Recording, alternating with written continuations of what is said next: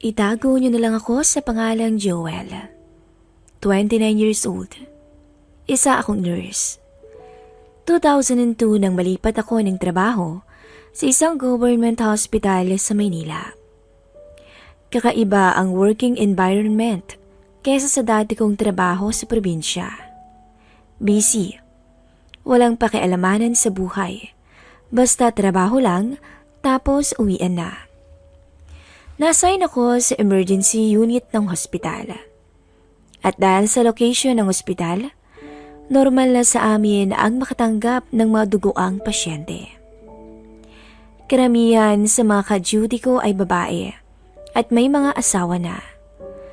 Dito ko nakilala at nakapalagayan ng loob si Jean. Hindi chubby, hindi din naman payat.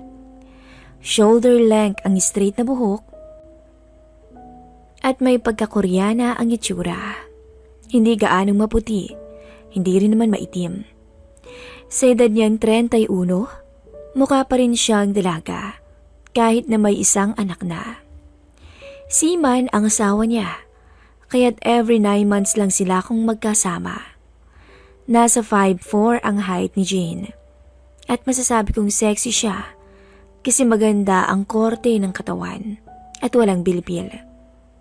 May pagkasuplado si Jane sa karamihan, pero sweet siya kung makipag-usap sa akin. Madalas niya akong dinadala ng food o snack kapag magka-duty kami. Sa madaling sabi, naging close kami ni Jane sa trabaho at maging sa labas ng trabaho. Madalas din kasi niya akong ayain mag-mall kapag pinapasyal niya ang anak niya. Tito na ang tawag sa akin ng bata. Minsan, namamasyal kaming dalawa lang. Nakapunta na rin kaming dalawa sa mga mall sa EDSA at Makati. Madalas kaming magkwentuhan about work, life, at maging karanasan sa kama. Nung time na yun, may asawa na rin ako ngunit nasa abroad siya, sa North America. At hinihintay ko na lang ang petition niya para sa amin ng anak namin. Hindi alam ng misis ko ang tungkol kay Jane. Although, na-meet na niya lahat ng katrabaho ko nung minsang umuwi siya ng Pinas. Noong una, casual lang ang usapan namin ni Jane. Pero lingid sa kanya, may lihim akong pagtingin sa kanya. At pinangarap ko rin siyang makatabi man lang sana sa kama.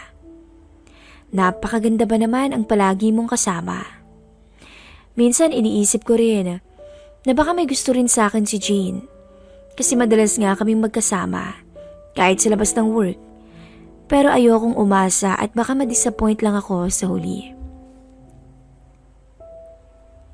Isang araw, nag-aya si Jane na pumasyal kami.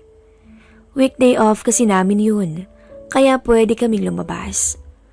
Nag-lunch kami sa isang mall sa Santa Mesa. As usual, sexy dress ang suot niya na akala mo dalaga pa. Naka-sleeveless blouse at maiksing palda na black. Ang hot talaga niya. Habang nagla-lunch kami, napagkwentuhan namin ang mga buhay namin. Sinabi ko na malapit na akong mag-resign kasi kinuha na ng embassy ang mga passport namin. Medyo nalungkot si Jane sa sinabi ko. Pero mas nalungkot siya sa iba pa niyang kwento. Mawawala na pala ako ng body. Nakakatamad ng pumasok sa work kapag ganun. At mamamasyal na lang pala ako na mag-isa. Saad ni Jane. I'm sorry pero kailangan gawin eh. Huwag kang mag-alala. Kahit magkalayo tayo, super buddies pa rin naman tayo.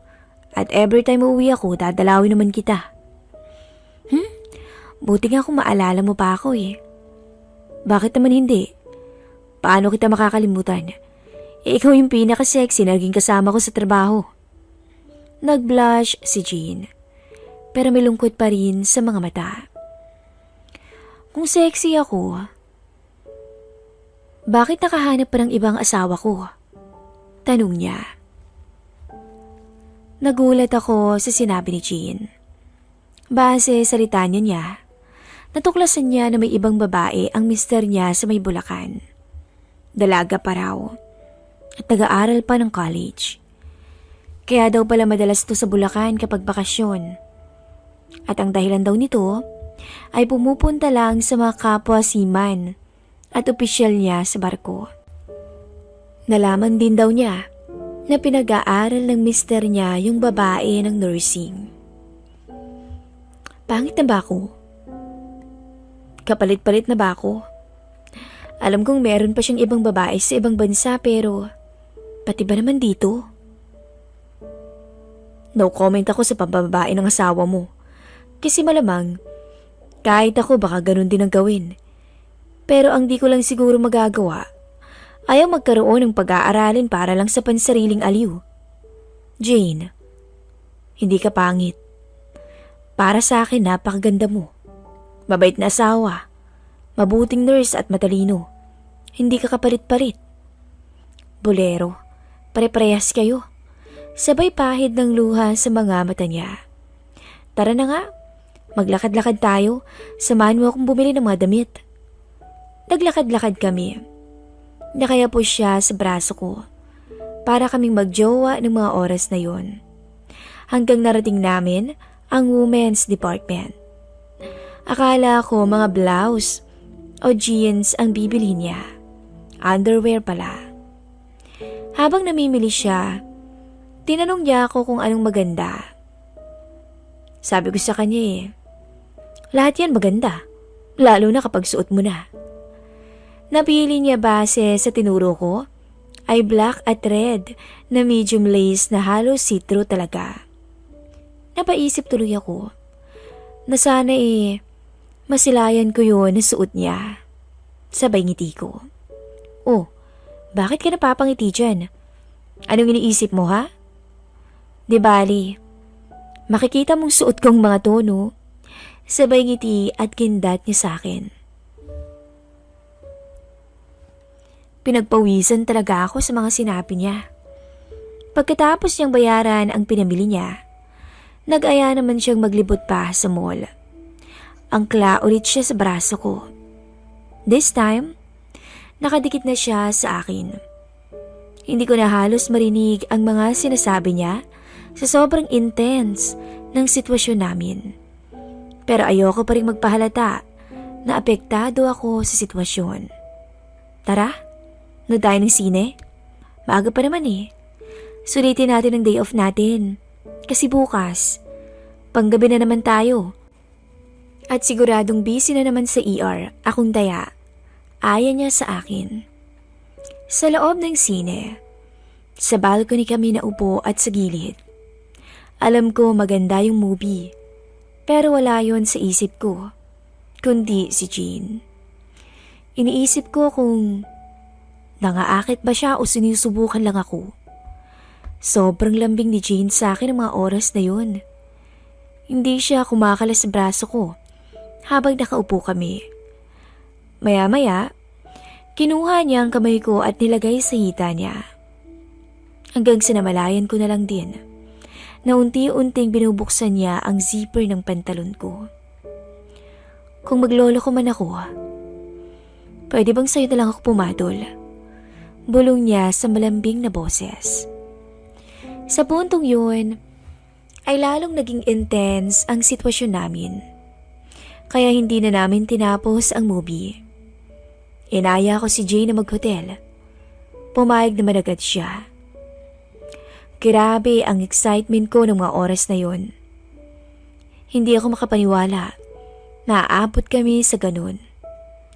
Nakaangkala pa rin si Jane sa akin habang papaalis kami ng mall. Tumawag kami ng taxi at nagpahatid sa pinakamalapit na hotel. Si Jane ang nagbayad ng lahat.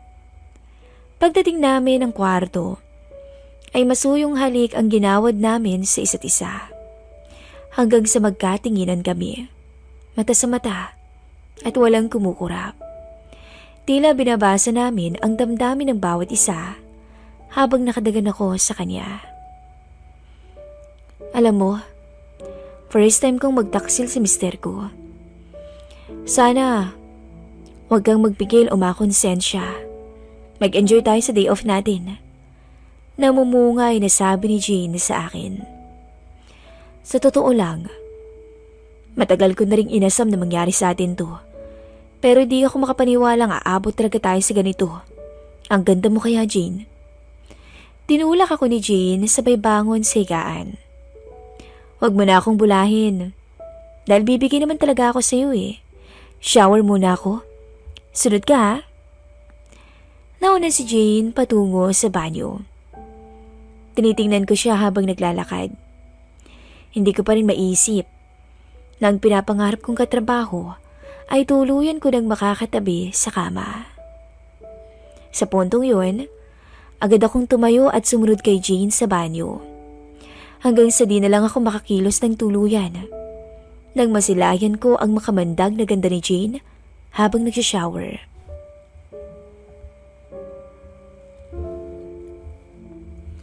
Nang mapansin ako ni Jane na parang natigilan sa isang banda, ay hinila niya ako papalapit sa kanya. Tsaka sinuyo ng matamis na halik sa ilalim ng shower. At muli kaming natuon sa mata ng bawat isa. Joel, galit ako sa asawa ko. Gusto kong gawin yung mga ginawa niya sa akin. Ikaw lang yung naiisip kong pwedeng tumulong at magpasaya sa akin ngayong gabi. Gusto kong ibigay sa iyo lahat. Lahat-lahat. Ngayong gabi, Joel. Sa'yo lang. Pagkasabi ni Jane, pinasandal ko siya kaagad sa dingding ng banyo. Tinaas ko ang kanang binti hanggang sa tuluyang magkasala kaming dalawa. Namumungay ang mga mata niya. Napakaganda ni Jane sa kanyang reaksyon na lalong nagpasiklab ng aking damdamin. Hanggang namalayan na lang namin ang mga sarili namin na magkayakap na sa kama habang di pa rin naaawat sa nakaw naming sandali. Niyakap ko ng maigpit si Jane. Ganon din siya. Halos pumako ang mga kuko niya sa likod ko. Hindi ko makakalimutan ang nakakabaliw na sandaling yun. Meron na rin akong karanasan sa babaeng katrabaho ko noon sa probinsya. Pero iba ang kay Jane. May halong gigil at lambing ang bumalot sa amin. Sinulit namin ang mga sandaling yun. Hanggang sa makatulog kami at magising na umaalab pa rin ang damdamin para sa isa't isa. Wala kaming magawa kundi pa ulit-ulit na magkasala sa aming mga asawa. Hindi namin kontrolado ang aming sitwasyon ng gabing yun. Parang wala kami sa sarili na handang hamakin ng lahat para bigyang laya ang nararamdaman namin para sa isa't isa. Napakagat na lang si Jane sa balikat ko habang nakayakap ang mga braso niya sa likuran ko.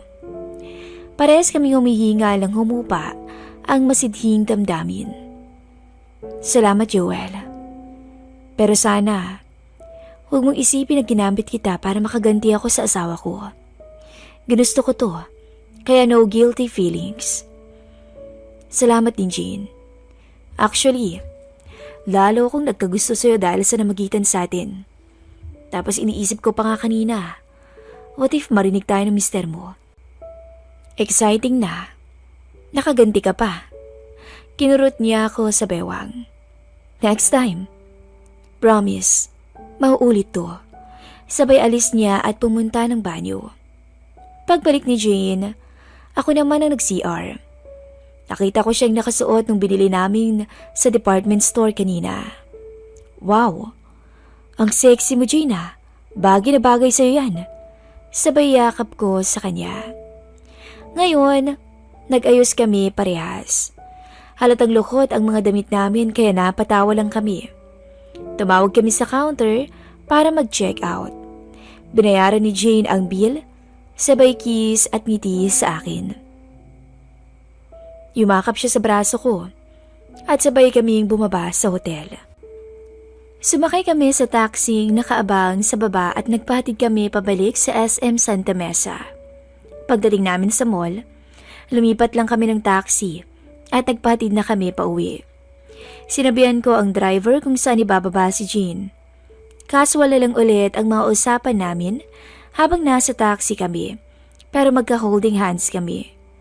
Pagbaba ni Jane sa tapat ng bahay nila, nagpaalaman lang kami sa isa't isa. See you bukas sa work. Baon ko ha? Sure, ikaw pa. See you bukas. Sabay kindat niya. At sinabihan ko ang taxi na ibaba ako sa pinakamalapit na LRT station.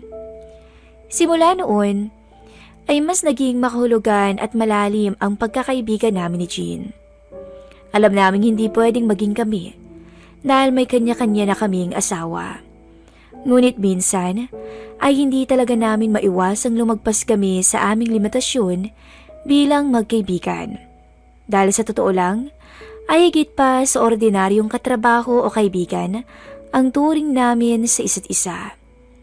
At nung dumating yung araw ng aking flight, ay labis akong naiyak. Halos di ako makatulog. Para akong nahiwalay sa aking asawa. Lagi akong kinukumusta ni Jane sa call. At iiyak kaming pareho. Sobrang na-attach talaga kami sa isa't isa. Kaya sobra ang epekto nung maghiwalay kami.